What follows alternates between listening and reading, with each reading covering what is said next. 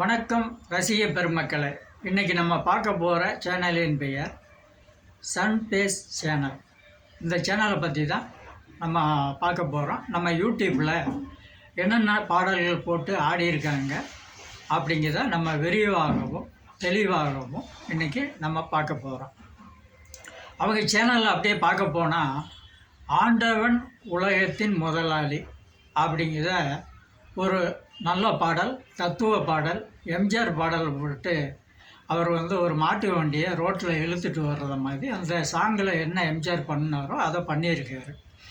ஆனால் அதுலேயும் ஒரு தப்பு பண்ணியிருக்காங்க. என்ன தப்பு பண்ணியிருக்காங்க அப்படின்னா, மாட்டு வண்டியை பின்னாடி போகிற மாதிரி சாங்கை போட்டாங்க. அது தப்பு. ஒரு சாங்கை கெடுக்கிறது யார்? யூடியூப்காரங்க மட்டும்தான். அது தவறு. முன்னாடி இழுத்து கொண்டு வந்திருக்கணும். எம்ஜிஆர் என்ன பின்னாடியே இழுத்து மாட்டு வண்டியை தள்ளிட்டு போனார்?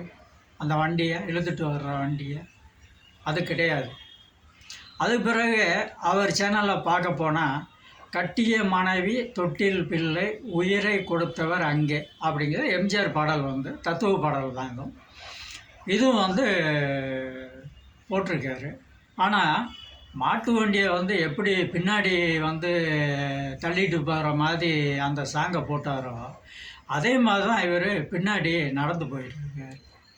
ஏன் முன்னாடி நடந்து வந்தால் ஏஐ வரமாட்டீங்க சொல்லுங்கள்? ஏஐயில் தானே பண்ணியிருக்கீங்க.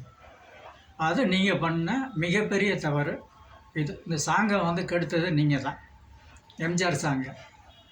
அதுக்கு பிறகு பார்க்க போனால் ஒருவர் மீது ஒருவர் சாய்ந்து பாடல் நீங்கள் போட்டிருக்கீங்க, ஆடியிருக்கீங்க. ஆனால் எல்லாமே நான்சிங் போயிடுறது. நான்சிங்கில் தான் போகுது. அந்த பொண்ணு ஆடுதும் பாடுதும் நான்சிங், நீங்கள் ஆடுதும் பாடுதும் நான்சிங். நான்சிங்கில் தான் போயிடுது. இதை ஏன் நீங்கள் போடணும்? இதுக்கு நீங்கள் என்ன பண்ணியிருக்கணும்?